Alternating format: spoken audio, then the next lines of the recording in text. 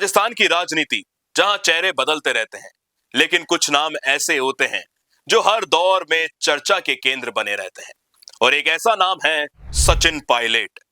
आज भी चाहे सत्ता पक्ष हो या विपक्ष, पॉजिटिव हो या नेगेटिव, राजस्थान की राजनीति सचिन पायलट के बिना अधूरी सी लगती है। हाल ही में बीजेपी में एक युवा नेता ने टॉक की धरती से एक ऐसा बयान दिया जिससे सियासी माहौल को फिर से गर्मा दिया है।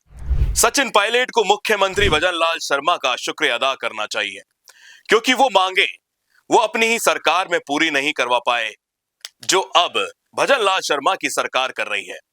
अब सवाल उठता है, आखिर वो मांगे क्या थी? कहानी शुरू होती है 2014 से, जब सचिन पायलट राजस्थान कांग्रेस के प्रदेश अध्यक्ष थे। उस समय वसुंधरा राजे की सरकार थी और सचिन पायलट सड़कों पर उठकर भ्रष्टाचार के खिलाफ आवाज उठा रहे थे, लाठियां खा रहे थे, आरोप लगा रहे थे और जनता के बीच एक मजबूत विपक्ष के तौर पर उभर रहे थे। फिर आया साल 2018, सत्ता बदली, कांग्रेस सरकार में आई और सचिन पायलट बने उप मुख्यमंत्री। लेकिन यहीं से कहानी में ट्विस्ट आता है।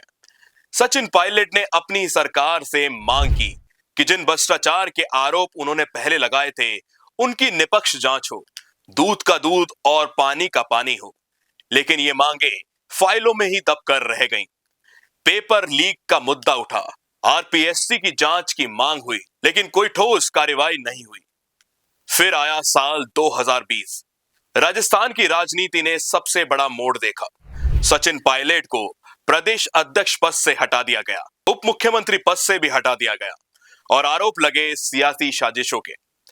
यहां तक कि सचिन पायलट ने खुद प्रेस कॉन्फ्रेंस कर अशोक गहलोत और वसुंधरा राजे के बीच मिली भगत तक के आरोप लगा दिए।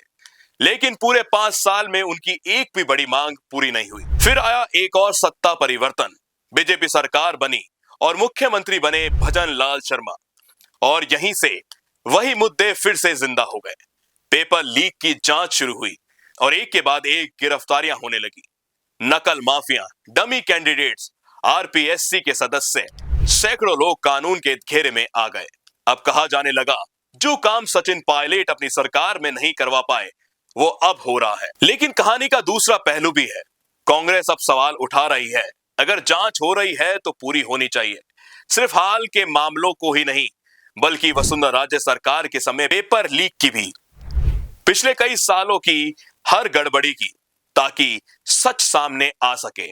और इसी बीच कुछ नेता ये भी आरोप लगा रहे हैं कि ये सब सिर्फ राजनीतिक खेल है। सत्ता बदलती है लेकिन खेल वही रहता है। जांचें चलती रहती हैं लेकिन बड़े चेहरे हमेशा बच जाते हैं।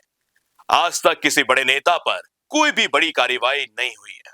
कुछ अधिकारी, कुछ छात्र, कुछ माफिया जरूर पकड़े गए, लेकिन क्या यही पूरा सच है?